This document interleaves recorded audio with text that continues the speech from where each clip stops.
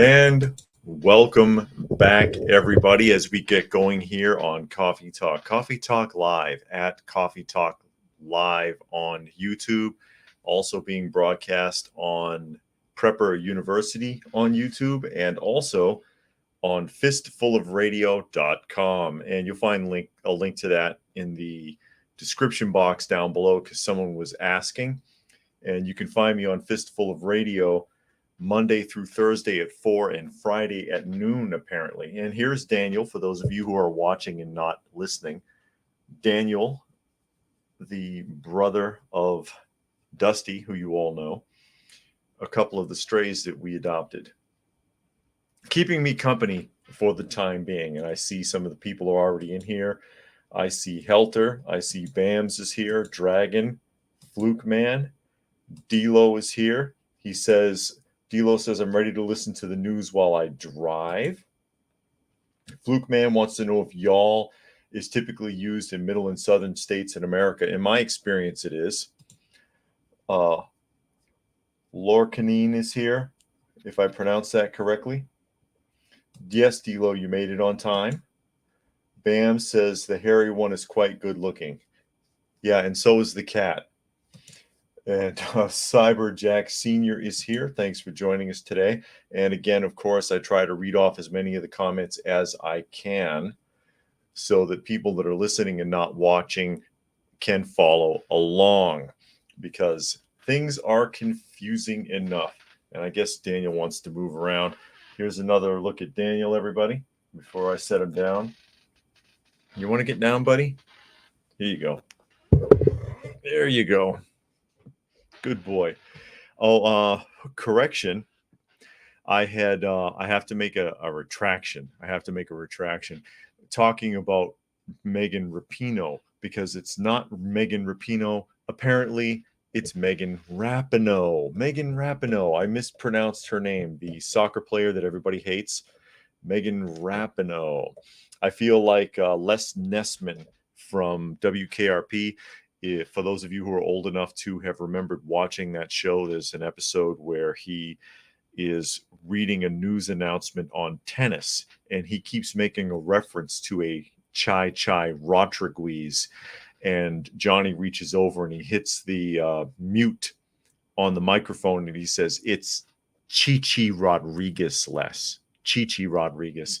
But, it happens. It happens. I wasn't doing it on purpose.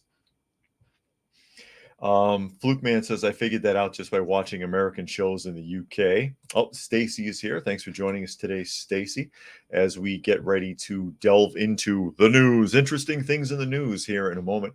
A couple of things I wanted to point out also. I just wanted, for those of you who are watching, a few things that I had talked about, and I want to demonstrate them for you since we've talked about it, so you know that I'm not just sitting here making stuff up. This is important right here. We talked about the Ice Age yesterday because of solar flares and the whole global warming thing and climate change and all of that right now. Here's your Ice Age timeline.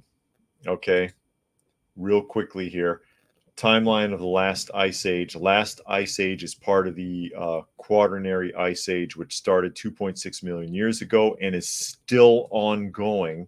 The last glacial period of the most recent phase of the Ice Age began 33,000 years ago and reached its maximum extent between 26.5 to 20,000 years ago. The last glacial period ended 11,700 years ago, marking the beginning of the current interglacial period, or the Holocene epoch. So we're starting the Holocene epoch, which means we're exiting the current glacial ice age, of which they make it a point to specify that, and I'll highlight it there, it's still ongoing, because we're not quite out of it yet. We're entering the Holocene epoch. And as we enter it, guess what? Temperatures go up. And that's what I was talking about the other day, and I just wanted to point that out. But that's called science. That's called real science. So you're not going to be hearing much of that in the media. And Johnny says he just got in and listening. Thanks for joining us today, Johnny. And Monkey said hello. I'll be listening also, listening for the day. All right. And yeah, I get a lot of that, and that's fine. If At least you're there. At least you're there. I'm not just talking to myself, but I just wanted to share that so that people would see that. Yeah, I kind of knew what I was talking about there. Uh, what do they call it? Jack of all trades, master of none. I know a little about a lot and a lot about a little. It's one of those kind of deals. But yeah, so we're entering the Holocene epoch. So temperatures are going to go up. It's not climate change. It's not global warming. It's just the natural function of the Earth and its position in the solar system that it goes through these phases. The other thing that I was going to throw out here, because I talked about this a lot recently, is the leprosy. And I just wanted to show you the actual numbers since I had quoted numbers, but I didn't have anything to show you specifically.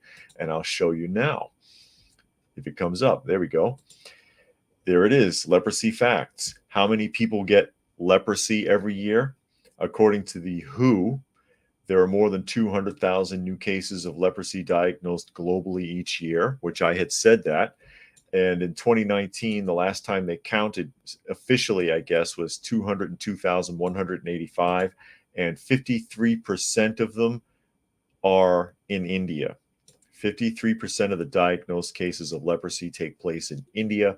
And that's primarily because they don't take the medication, because there is medication for it. Basically, it's antibiotics. Antibiotics will cure leprosy. They have antibiotics specifically for that. They won't take the meds. And so, yeah, that's why they have so many cases and why they spread so much. And then down here, there's the US ones, because this was in the news story. They're trying to make it sound like there's an outbreak of leprosy in the US, and there isn't. U.S. Center for Disease Control and Prevention reports there are about 150 to 250 cases of leprosy reported in the United States in a given year. Now, I had said 150 to 200, and this says 150 to 250. Yeah, okay, so I was off to my remembrance, but you get the basic idea. There's no outbreak in the United States of leprosy. There probably isn't going to be one, and it doesn't say here which states are prone to it, but as I recall, it's Florida, New York, Texas, and one other state where it happens the most often. So I just wanted to point those things out. And Nathan says, please talk about the increase in solar flares. Well, we did that yesterday, and that's why I had mentioned talking about, where was it? The Ice Age timeline. That's where that conversation came from, where we're going into the Holocene epoch and exiting out of the glacial period. But the bottom line with the solar flares is there's an 11-year cycle with the sun. All right. And we are on year like 9.5-ish. So in 2025, like June, July 2025, is the peak of the 11th year cycle. And then it drops down again. And this happens every 11 years. It's always happened every 11 years. So during that period, you're going to see an increase in solar flares. It's nothing new, but the media is going to present it like it's something new. And that's why I talked about it yesterday, was because they're, again, something else to try to scare everybody. It happens. The odds of the Earth being directly hit are very negligible because we're a small target, despite the fact that the sun is big. They had news stories out that, oh, radio stations were knocked out. Not really. First, I can't find an article that'll tell you how many or where they are or how long, or if it was the radio station or the satellite that was affected, because the flare didn't hit the Earth. So most likely it just interfered with satellite transmissions. It's all a scare tactic, Nathan. But yeah, you're going to be seeing an increase all the way until summer of 2025. And then it should drop again, because that's the cycle. It's an 11-year cycle. I see Preparedness has joined us, Preparedness Veteran. All People is here. He wants to know what he missed. Not too much, just showing some facts to add validity to certain things that I've talked about already in the last few days, like the actual statistics for leprosy, the actual statistics for the end of the ice age and entering the interglacial period like we are now, which means temperatures are rising. Stacy says, why do they try and scare us? Control, because it's a form of control. If everybody's afraid, they're easy to manipulate. Look what happened during the pandemic. Oh, you might get sick. And then everybody's got masks and they're bathing in like what was it? All of the I'm drawing a blank. All the hand sanitizer. That's what it was. People are like slathering in hand sanitizer. Everything they touch, they put hand sanitizer on, and then they get baby wipes and wipe down the grocery cart. It's crazy, and people have a hard time getting out of that once they get into it. It's control. John is here. He says hello to everyone. Preparedness says the sun up to 7 cycles. Interestingly enough, the Glazberg cycle every 88 years also peaks in June of 2025. Okay. But I mean, that's something that always happens. So, and of course, you're going to probably be more affected by it in modern times because of the digital technology. Digital technology is more susceptible to that sort of thing than is analog or solid state technology. That stuff holds up better. Digital technology is very, very susceptible. BAM says fearful individuals are easy to control. And preparedness has a lot of other factors, including polarization has to also come into play, so many variables. And Av Kebab says fear disables areas in the brain responsible for decision making. And Legends says, glad I got to join. All right, glad I get to join. Also, super happy to hear you found a radio station. Oh, yeah, or it found me. It found me, and we'll see where it goes. And again, that's fistfulofradio.com, and I can be found on there Monday through Friday now. Now, a few other things that we were talking about, and I think this is really interesting. And if you remember from last week, I had actually shown a Wegovy commercial, which is a prescription weight loss medication. And people thought it was a joke at first because they're like, no, there's no way. Listen to all the side effects. It's like a two and a half minute commercial or something. And half of it is common side effects. And it's crazy stuff, dangerous sounding stuff. And I'm like, include suicide and, and manic depression and just all sorts of things, severe gas. And there's more stories on the Wegovy right now, and I wanted to share this. I wanted to share this really quick because we had already talked about Wegovy. And John chimed in there. He says, I've never read the Farmer's Almanac. You think it covers solar flares? It might. I haven't looked at a Farmer's Almanac in forever, so I'm not sure. But that would be interesting. This comes from Bloomberg. Bloomberg is the website, and it says Ozempic and Wegovy demand has drug maker Novo struggling to keep up. So Ozempic and Wegovy are selling out or are sold out. And I'll tell you why I think that, beside the fact that the side effects are terrifying. But there's another point here too. It says Novo Nordisk said the supply of its blockbuster a little tongue-tied there. Blockbuster obesity medicine Wegovy will continue to be restricted in the U.S. as the drug maker struggles to expand production. Oh, they're putting restrictions on it now. And their stock is down. They've got the Wegovy stock ticker right there. Look at that. Dropping! The Danish company made the comments even as it raised its profit and sales outlook for the year as demanded for Wegovy and another related diabetes medicine full revenue growth. The stock fell as much as 2.2% in Copenhagen. The supply challenge is raising questions about whether the drug maker can stay on top of the wave that's boosted its market value to about $420 billion, more than Denmark's gross national product, and made it Europe's most valuable company after French luxury giant LVMH. That's interesting. And for those of you who aren't aware, Ozempic, and I'll read it off because I'm not going to pull the page up. It's basically a medication that's supposed to help you with high blood pressure, and it's supposed to be used with diet and exercise for patients with type 2 diabetes. So, quite frankly, if you're doing your diet and exercise anyways, and we've talked about diabetics before, and if you have worked with a diabetic or are one, you know what I'm talking about. If you are using your proper diet and exercise, you probably don't even need the medication. So what people will do is take that pill and not diet and not exercise and get worse. And then next thing you know, they'll be chopping bits off. Nathan says, I saw a depression med commercial and the first side effects was suicidal tendencies. Yeah, correct. It doesn't make sense, does it? Now, the interesting thing I think about this is they're doing restrictions now on the Wegovy because it's sold out. So they're cutting back, they're holding back on the prescriptions. And do you know how much this stuff costs? It's $300 a week.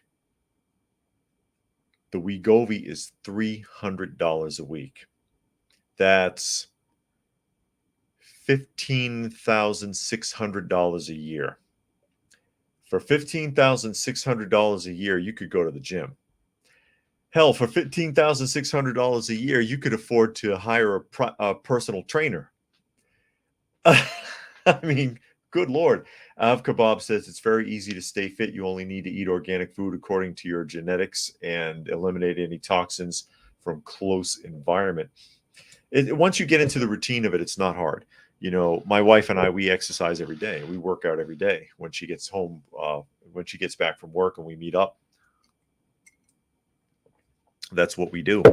And you get comfortable with that. Once you get into the routine, it's good. But most people are lazy.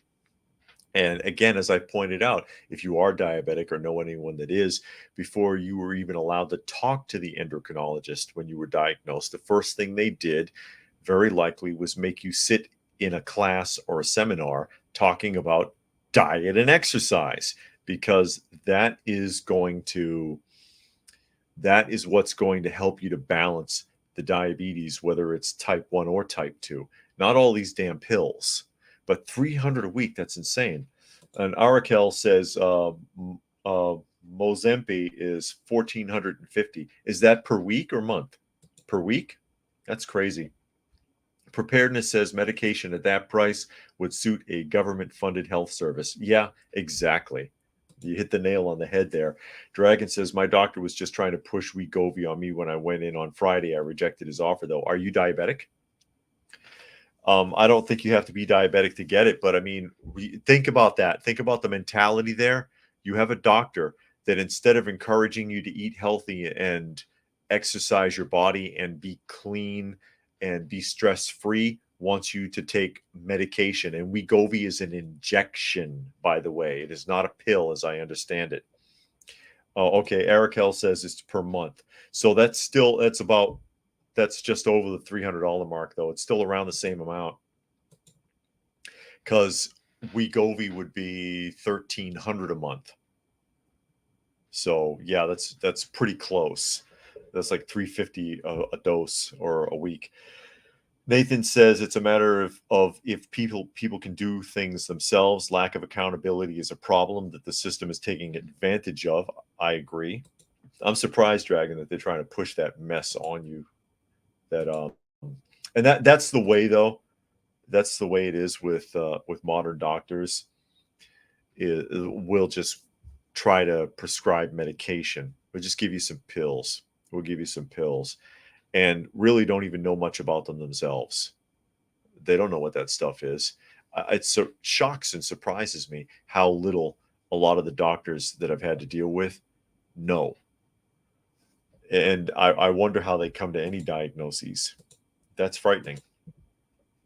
It's really frightening how that all works. And what Dilo here says, money-hungry demons. Indeed, the entire medical industry has become a slave to the pharmaceutical industry and a slave to social politics as well in general. And it's only getting worse. And these are people who took an oath. And we talked about this A couple of weeks back, the doctor who calls himself the queer surgeon, you remember him in California, who put out an article where he specified that he thinks that it's dangerous for people to get trans surgeries. He says they don't know what they're getting themselves into. It causes lifelong problems, whatever. Oh, but he'll still do the surgery. He loves doing the surgery. But on the other hand, he's going to sit there and say it's dangerous and that people don't know what they're getting into, especially young people. But you'll still perform that operation, won't you? Hypocrite. Makes me sick. Helter says those pills don't solve the problem. They just mask it and create new ones. Yeah, and that's most medications, in my opinion. The solution isn't easy, though. It takes some serious discipline, and that's the problem. That's the problem. People don't have any discipline. Johnny says school kids are medicated. That's one reason they're messed up. Yeah. And Bam says to me, it seems like mental illness is the first thing your doctor says is, I'm a doctor. And then Delo said, I agree with you, Helter. Okay. Now, here is something. We've talked about this person quite a bit. And they've been doing a lot of fluff pieces on themselves to try to sound like they know what they're doing, but they're so incompetent. And of course, I mean the resident in chief, Joe Biden. So incompetent, the news just picks on them constantly now. They can't help themselves because you can't hide it anymore. And this is an article from the Associated Press that I'm going to jump into here in a minute. And Stacy says, have you ever seen the horror movie Hereditary? It actually goes deep into certain messages. It's disturbing and touches on politics. I'm not sure if I've seen that. It sounds familiar, but I'm not sure. So here we are with Biden, and he's in New Mexico, or was. It says Biden wants to compensate New Mexico residents sickened by radiation during the 1945 nuclear testing. Yeah, okay, Joe. Way to earn some votes. And there he is on stage. And you know what's really funny about this is, by the way, he got lost getting off stage and they had to wrangle him again. I don't know if you saw that. But here we go. Belen, New Mexico President Joe Biden said Wednesday that he's open to granting assistance for people sickened by exposure to radiation during nuclear weapons testing, including in New Mexico, where the world's first atomic bomb was tested in 1945. Biden brought up the issue while speaking Wednesday in Belen at a factory that produces wind towers. I'm prepared to help in terms of making sure that those folks are taken care of, he said. The state's place in American history as a testing ground has gotten more attention recently with the release of Oppenheimer, a movie about physicist J. Robert Oppenheimer and the top secret Manhattan Project. What are you doing, Joe? Is anybody who might have been affected by those testing still alive? Joe, how many people from World War II are still around besides you? I mean, and also, I'm prepared to help in terms of making sure that those folks are taken care of. They've already been taken care of by The Undertaker, Joe. And that doesn't promise them anything. And odds are, if you did throw them a check, again, taxpayers are going to pay for that. There's more important places you can throw your money around. How about all the people that you did illegal testing on directly rather than just accidentally maybe exposed because of nuclear testing in the 40s? How about those kids in the orphanages in New England that you gave radioactive cereal to, or not Joe specifically, but the government way back in the 50s? Oh, wait, they won their lawsuit. But I think they only averaged out about 19,000 apiece because they had to settle out of court after 30 years. Or how about those farmers in the Midwest that you crop dusted radioactive powder on to see how the crops would react? They do stuff like this. The government, there's a laundry list of dirty deeds that have been done by the government on the American people. How about the birth control trials in Puerto Rico, where thousands of women didn't even know they were taking birth control pills when they were originally experimenting with birth control pills way back in, what was it, the 1960s? How about compensating them, Joe? Uh, oh man. Nathan says medication is used on children because they don't like acting like machines. Yeah. And Monkey said, I saw a report just lately that Biden is requesting another $13 billion to aid the Ukraine. That is true. I have seen that. And D'Lo said, Sleepy Joe. Yeah. Can't Biden just go away? No, he's not going anywhere yet. Cougar said, late but here at one of the few channels worth watching. Well, thank you, Cougar. I appreciate that. R. Frost said, hey, can we get a discussion on the usefulness of a 22 LR rifle for general survival, not for self-defense? But you got to get one of those breakdown ones, one of those ones that that comes apart, folds up for survival purposes. Although also it depends on what kind of survival you're talking about, because remember, a rifle still makes a lot of noise, even a 22. Bam says, who would want to be taken care of by Sleepy Joe? And Dragon said he's probably there to find some more unsuspecting children to traffic or pay the cartel. Wow. Wow, Dragon. But yeah, R. Frost, I wasn't blowing you off there. But it is useful because the 22 caliber ammunition is light because it's small. You can, they sell them in packs of like what, 550 rounds. It's a little box. You can't reload it really, and you will get a lot of misfires from 22 caliber ammunition, unfortunately, though. And we have a nice breakdown one, actually. My wife and I, we have a nice breakdown 22. You can pull it apart and it goes into a pouch and you can stick it in your bag. That's a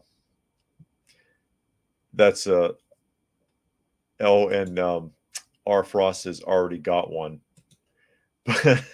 But that's a good rifle to have. It's a good fallback rifle to have for hunting or defense purposes during an SHTF scenario, for a survival scenario.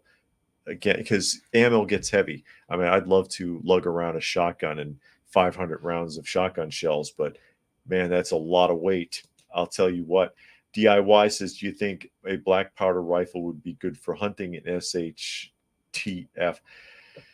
I mean, it was used for quite a long time. I mean, black powder rifles were around for a few hundred years and they worked. They're not quite as accurate and they make a lot of smoke, and there's a skill to it that a lot of people don't have. So if you're going to use a black powder rifle, you're going to want to practice with it a lot.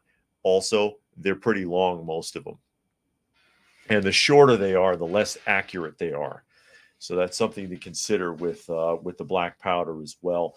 Personally, I'd want something quiet that's easy to replenish. If you're that deep into like an SHTF scenario where you've gone, let's say it's been a 2-year blackout, bows and arrows, slings, slingshots, things like that, things that are quieter, that the ammunition is easier to replenish. But yeah, nothing wrong with black powder either. But like I said, that's like a hobby now for most people. So are bows and arrows for that matter. But it's been reduced to a hobby in a lot of respects. But yeah, Biden wants to give away more of your money is the basic breakdown of that whole article right there. R. Frost says Ruger Charger breakdown with a red dot. Okay. And Tyrannicide said wrist rockets are highly underrated. As we get into more of the news, and I talked about this just yesterday, and I showed the video clips from that brawl in Alabama. Okay. And I saw this coming. Because they said they didn't want to classify it as a hate crime. Nobody heard any racial connotations. Nobody saw any. It was just a bunch of people being stupid, basically, the FBI dismissed it. We can't classify it as a hate crime, blah, blah, blah. Now here we go. I was wondering how long it would take, just a couple of days. And this comes from Meow. That's the website, MEAWW. Was Alabama boat brawl a hate crime? Witnesses claim hearing one of the attackers yelling racial slurs. Well, that's funny because for days, nobody could hear a damn thing. All the witnesses were on the other end of the pier. They were on the other side of the docks, and they could not hear anything that was being said. The people that were on the boats right there couldn't hear over all the noise from the dock. Now all of a sudden, people are hearing racial comments. Montgomery, Alabama, a witness to the Alabama riverfront brawl, has come forward, shedding light on the racial tensions and aggression that unfolded during the shocking incident. The altercation took place when a private boat owner and his family took over the designated docking space of the Harriet II, a well-known tourist vessel plying the waters of the Alabama River. Crystal Warren stated that she heard a white attacker use a racial slur and threatened to retrieve a gun. According to legal documents obtained by TMZ, the incident led to the arrest of 13 individuals on the scene. And it was black and white people were arrested because, again, the police, the FBI, everybody involved indicated it wasn't racially motivated. Now all of a sudden it is. With the focus now on 3 white men who are currently confronting assault charges: Richard Roberts, 48, Alan Todd, 23, and Zachary Shipman, 25. Because, and again, I talked about this yesterday. The black guy, he works there. They have been called out over the intercom, move your boat. He came down, he confronted them. He was being kind of a dick, which, I understand. He's frustrated. Then I think it was the shirtless guy here started fighting him, and then someone else jumped in, which they had it wasn't anything worth fighting over. In throwing punches, it was pointless. And then other people broke it up, and then sometime later, the brawl re-erupted as a group of black people from around the other side of the dock came around and re-instigated the whole fight. Was it racially? If you're going to call it racially motivated, the second fight was, because they had no idea what the fight was about and injected themselves on purpose, looking for revenge for someone else that they don't even know. But the first fight, apparently not. But now they're going to say, that it is. And I'm going to read you another one here that will dial that in even closer to what I'm talking about. R. Frost says, "Screw Ukraine, save our country first. That's enough." Yeah, and I'll be talking about that this week too. Because more money, we're dumping more money in there, and we're worried about the whole planet, and we can't take care of ourselves. Fluke Man said, "Still get depressed. I daydream a lot to help get through it." And Monkey says, "If I remember from your court system videos, eyewitnesses tend to be wrong 90% of the time." Yeah, and they know this. Monkey said, "Recording camera of sort is the best witness since it can catch audio and video." Yeah, but they couldn't get audio because of all the background noise. Now, that ties into this. Where is it? Did I lose it? I think I lost the article.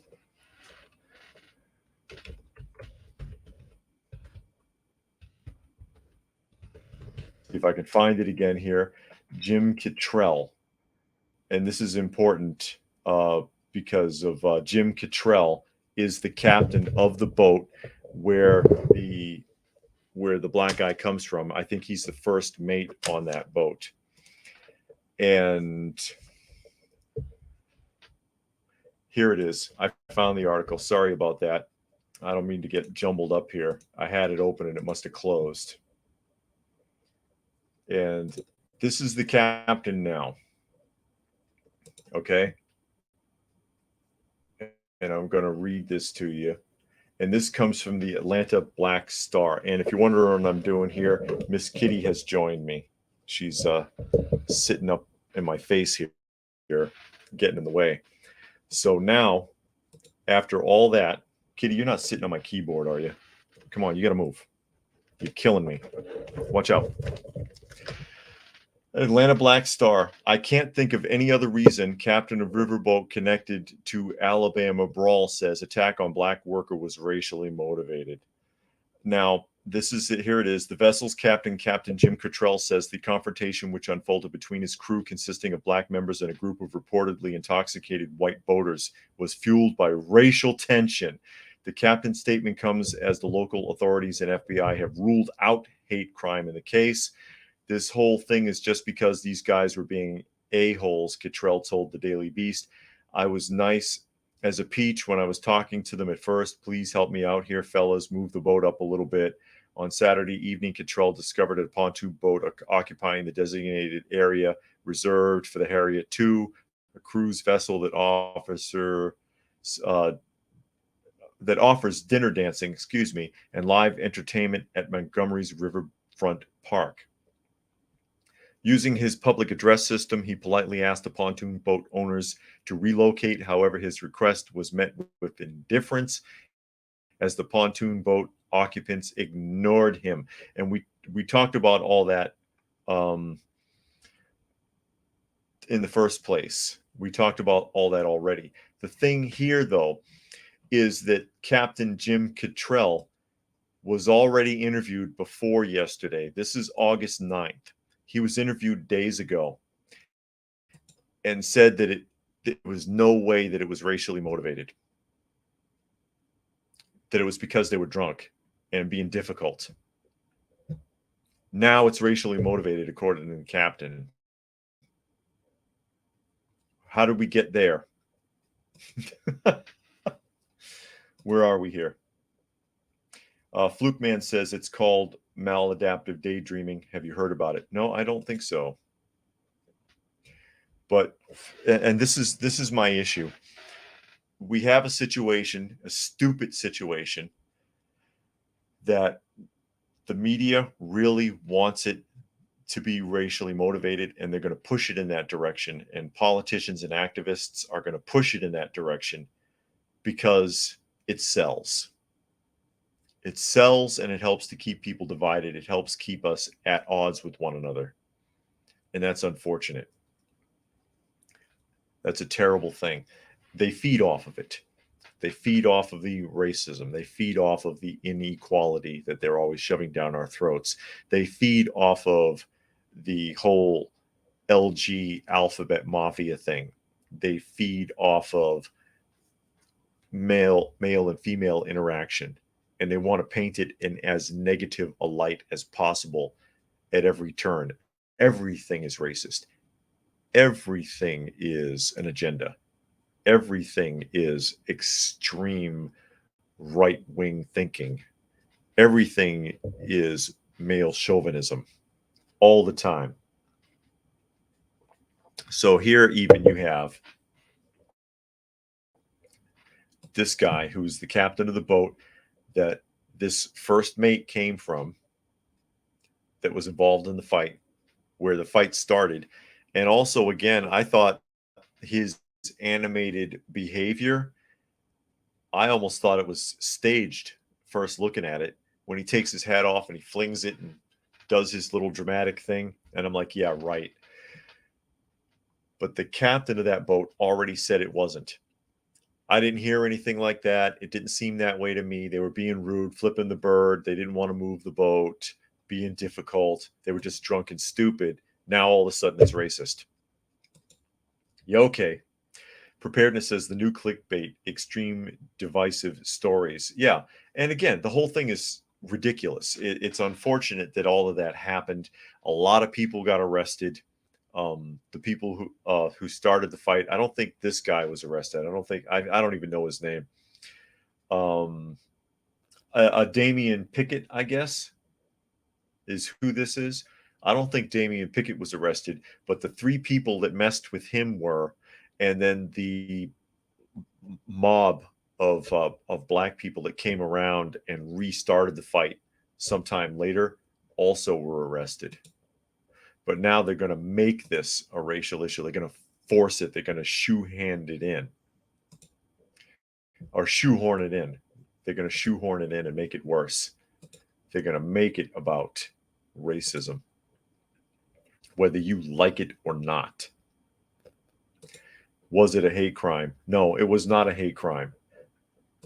But tell that to the media. Because it not being a hate crime, it doesn't sell. There's no money in that. There's no press in that. There's no angles in that. There's no angles in just saying, yeah, people are stupid. We know that. Here's your most disturbing story of the day, and this comes from the National Review. I don't know if you've seen this one because not too many people are talking about it. Their faith is not supportive. Massachusetts bars Catholic couple from fostering children. And keep in mind, Massachusetts is a very Catholic community. There's a lot of Catholicism, especially in the Boston area. A Catholic couple is taking the state of Massachusetts to court over the state's foster child policies, which prevented them from adoption because their religious beliefs would not be affirming to a child who identified as Alphabet Mafia. Their faith is not supportive, and neither are they. Court filings submitted on Tuesday and obtained by National Review reads. Despite Michael and Catherine Kitty Burke's passing smoothly through 30 hours of interviews and assessments from the Department of Children and Family Services, the agency rejected the couple's application stemming from their religious beliefs. Kitty and Mike are devoutly Roman Catholic and not only attend church regularly, but they both also work for local churches as musicians, the DCF conspicuously wrote about the couple. And I don't trust social workers anyway, and you all know why. If you've been watching long enough, you know I've worked with a lot of them, and they're a shady bunch. During conversations with Linda Jean Mack, a DCF social worker who conducted multiple home interviews with the Burkes, many of the questions began to fixate on the couple's Catholicism. Mack directly asked Kitty if she would throw a child out of their home or send a child to conversion therapy, which, after learning the social worker's definition of conversion therapy, she strongly denounced. Kitty said she would never throw a child out who is Alphabet Mafia. It would not use what Mack described conversion therapy to be, filing in her notes. So for whatever reason, this social worker didn't like them, doesn't like Catholics, whatever. Even after these people said, you know, if it turns out this baby that we're trying to adopt ends up being alphabetized, we're not going to just throw them away. It's not enough. And that is singling them out for their religious beliefs, which is against the law. They're going to win that lawsuit. Max says, when are the global warming lockdowns going to start? Yeah, anytime now, Max. Careful what you wish for there, buddy, because they're already throwing the scares out constantly. And we were talking about that a little bit at the very beginning of this, with the coming out of the modern ice age into the interglacial stage, which increases the Earth's temperature. And it's a cycle the Earth has gone through many, many times. Dragon says, this is rich coming from a state that was founded on the beliefs of religious freedoms. This couple had their First Amendment right infringed on. Yeah, that's why they're going to win that lawsuit. They may not get a kid, but they'll win the lawsuit. Fluke Man said, Bam's Ma, in my research, maladaptive daydream typically dreams stories has main characters, bad guys, side characters, just like what you see in TV shows and movies. Oh, you're answering someone else's question there.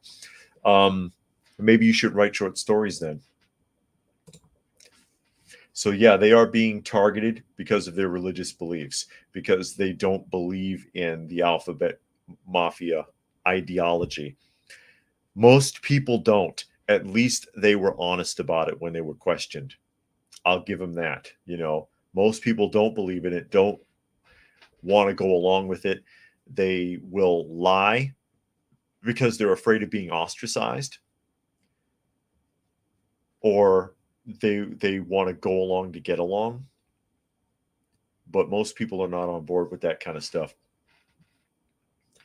During another interview, Michael shared that he had... What?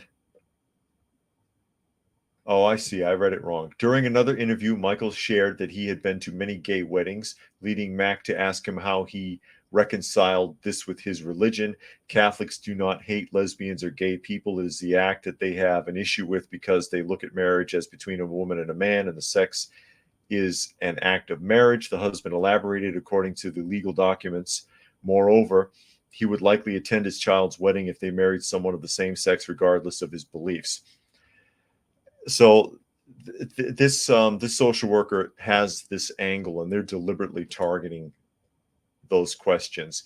Something that's interesting to point out here, and this is a huge problem, and it's right here, and it's in Christianity, Catholicism, all of that.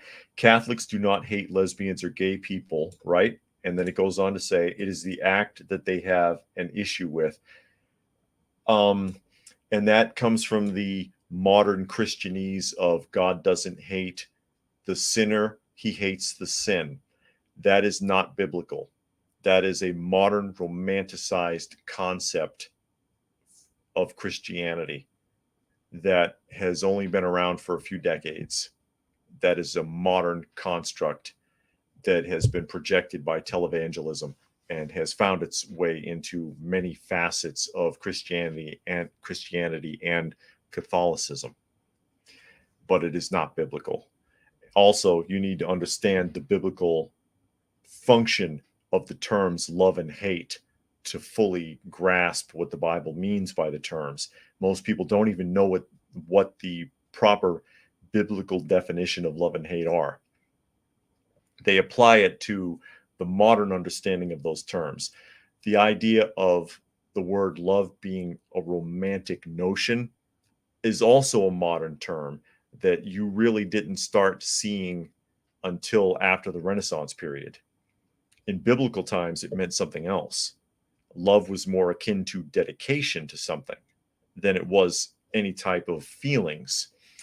Both love and hate had utilitarian concepts. Hate meant to reject something. And from a biblical standpoint, you can't reject something that someone is doing without rejecting the person too, because you need to separate yourself from them. Again, modern romanticized Christian notions. Helter says, in a few years, when this gets to the SCOTUS, they will have a dim view of this. Unfortunately, there will be many more children beyond this case that will be denied families in the interim. Correct. And Chevrux Noir, I never know if I'm pronouncing that correctly. He wants to know, in reference to love the sinner, hate the sin not being biblical, what verses to use for that point. I can't pull it up right now. I will get that and pull it out for you later or tomorrow. My wife knows that stuff off the top of her head. I don't remember where stuff is. I just know what it is. But it's not, you know who, look up on YouTube, Tom Bradford. He does biblical classes on YouTube, and he's really good with that. He's a guy that will take one book from the Bible and literally turn it into 52 1-hour lessons. Fluke Man says, David, I do write stories. Oh, okay, it's based on a prepper I idealized by you. If it's ever published, I'll put your name on it. Oh, no. Oh, he says, haha, it's pronounced Chevuar Noir. Okay, I don't know. I don't know. John says, I think everyone needs more Odin. And Female Busybody says, whoop, I'm here to catch the end at least. Cheers. Now, here's another story that's really interesting in that perspective. And this is a very short, it's very difficult to find anything that elaborates on this. And this is from Everyday Chirp. And it says, gynecologist's refusal to offer a pregnancy test to a transgender male sparks furious backlash on Reddit. Yeah, I'm sure it does. Gynecologist refusal, it's just repeating the title. Is it ever acceptable for a doctor to deny care to a patient, regardless of their professional or personal beliefs? Well, they do it all the time anyways. They do it all the time. They also prescribe care that's harmful to people all the time. An experienced gynecologist named Anna sparked backlash after she refused to carry out a pregnancy test on a transistor patient who identified as male but was assigned female at birth. And there's so many things that can be said about this. The rest of the article is not popping up. I'm waiting for it to open. 500 Magnum is here. He says, hey, everyone.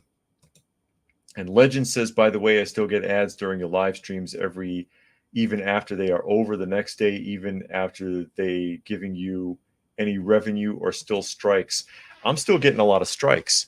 So they could just be running them because they can. Because, YouTube can run an ad, whether you're set for ads or not. But there's a lot of questions I have here with this. Again, first of all, a doctor will deny care to a patient, regardless of professional, with their professional or personal beliefs or whatever they think. They will deny care, or they will okie doke you. I mean, that's where placebos come from, is when they get a hypochondriac and they just prescribe a placebo to shut them up, or they refuse care and they give you care that's not good for you. Like if you have a problem with your joints and they want to put a pin in your joints or fuse bones together, it makes the area weaker. The pain's going to increase. How'd that help? There's a lot of examples.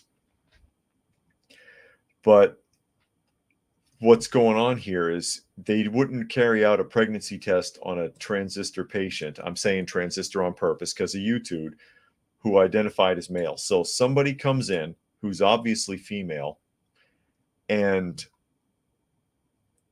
says, I'm a dude, I want a pregnancy test. And the doctor's like, get out of here. That could have been the attitude, like, quit wasting my time. Secondly, maybe they know who this patient is, and maybe they're no longer capable of getting pregnant anyways. Maybe they've had the full gambit of surgery and they can't get pregnant. Thirdly, whoever that individual is that's not named here will have gone into that gynecologist's office deliberately to stir mess up, because you can get a pregnancy test at Walgreens for $10. You don't need to go to a gynecologist to do it. This isn't the 1980s, okay, when a pregnancy test was super expensive. This isn't the 60s when they used to actually have to kill a rabbit to do it, and you had to wait like 2 weeks for the diagnosis. Things have changed. Doc Galt is here. He says, sorry I'm late, just tuning in. Thanks for joining us. Preparedness says, I like this substitution word, transistor. This is what ScrewTube has come to. Yeah. And Dragon says, the fact that the transistor is so willfully ignorant about female anatomy tells me that he's fetishizing being a woman. This to him is about experiencing all the fantasies he's made up about womanhood. But like I said, I mean, you don't go to a gynecologist for that. Who goes to a gynecologist to get a pregnancy test anymore? Nobody does that. I mean, the only example I could think of where you might want to do that would be perhaps if you were getting in vitro fertilization.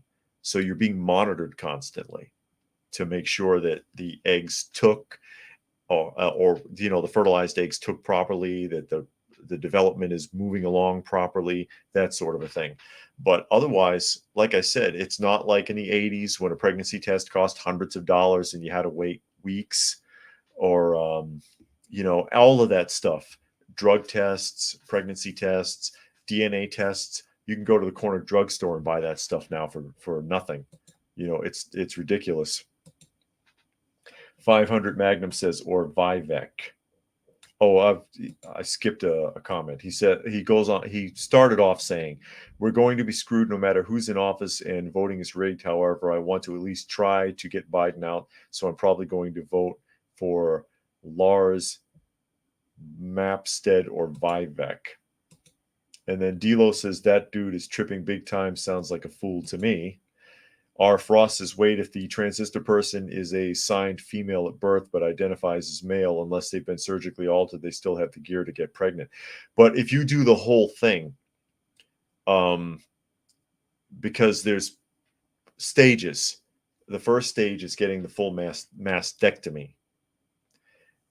If that's why I was saying the second stage would be to remove the ovaries and then to make a mock penis out of the flesh that's available, which doesn't work.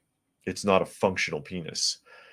So if they had done the whole thing, there's no way they can get pregnant. It just can't happen. And maybe that's the case, but they don't explain enough, and the article won't open the rest of the way up. It's stuck.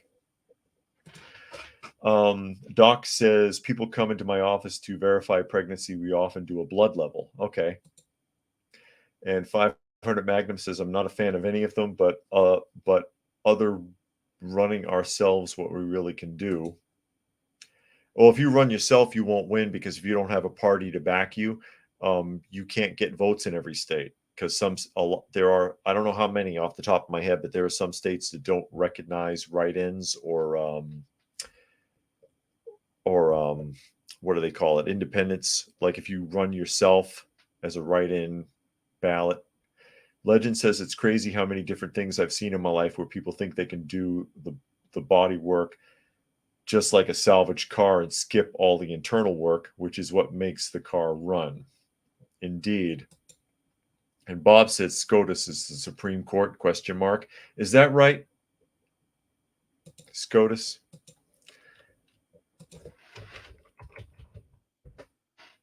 Let's see what it says. Yeah, the Supreme Court. Wasn't sure at first. Doc says transistor cannot get pregnant on meds. Okay, that's another good point. And R. Frost said, you said assigned female at birth, right? Yes, female at birth. And female busybody says, haha, mock penis. I don't know why that is so funny to me, because it's not real and it doesn't work. Just like when you're redesigning the sexual organs, and you can find articles on this, they just don't like to talk about it. The new sexual organ, the newly formed sexual organ, it's more like a mock because it doesn't work. It's non-functional. On a male, transmogrifying to a female, it's an open wound. They actually are supposed to see a wound care specialist to maintain it. But it doesn't really work, and they have like no sexual desire and almost no sexual sensation. Same for the females. When they finish adjusting everything, you don't have a functional penis. So it's really scary. That's why a lot of them become even more depressed after the surgeries and want to transition back. But you can't really transition back because there's nothing to transition back to. Too much damage has been done to fix it. Helter says, my brother was a medic and a neuropsych tech. When he was in the military, he told me they were trained not to feed into people's delusions. This is where we are at with this transistor movement today. Legend says, flip houses are another example of something I have seen this in. And Doc says, assignment at birth female means she's a genetic female. Yeah. And 500 Magnum says, Kamala is the most incompetent VP ever. Hey, you don't have to tell me about the voting process. I know it's a sham. R. Frost says, goes to show what I know about these delusional freaks. And then he goes on to say, my bad. Hey, it's your opinion. I can't take that from you. And Doc says, freaks always existed. They just have a platform and billionaire elite support now. Yeah, and that's also why people look at them. People have always liked the freak show. I've talked about that before. If you look at the history of freak shows and sideshows, they made more money than the circus did. People like to go and look at the freaks. And now the freaks have a social media platform that they can draw tons of attention for. and get paid for it.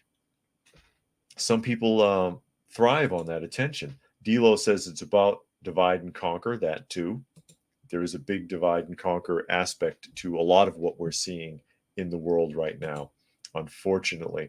But yeah, that person went in there on purpose to stir mess up so that they could claim that they were being discriminated against, so that they could either get attention or maybe a settlement from the medical facility, few dollars in their pocket. Because like I said, if they really thought they were pregnant, all they had to do was, and that was a good point also, Doc Equus, about the hormone therapy would prevent it anyways. I didn't think of that off the top of my head. But if they really thought they were pregnant, they could run to Walgreens and pick up a pregnancy test for like $10. They don't need to go to a gynecologist. Why would you bother to go to a gynecologist? Doesn't make any sense unless you're just trying to stir up mess. And Fluke Man says, have talked about the police and locals encountered aliens. Even the politicians had an official meeting about what was that cover Biden crime family. They didn't see any damn aliens. I don't believe that. I don't believe it. I'll believe it when the ships are floating in the outer atmosphere, firing death rays at us, because if they wanted to destroy us, they wouldn't even have to land. Think about it. Any species that had the capability to cross vast areas of space, we would be no match for, no matter what movie you saw. Why would they even bother with us? Carl Sagan said that. Carl Sagan, if you remember who Carl Sagan was, said that where we are, as far as the Milky Way galaxy is concerned, is technically the boondocks. Nobody would come out here, and you don't want them to, because what happens when you pass an anthill? And I get his point.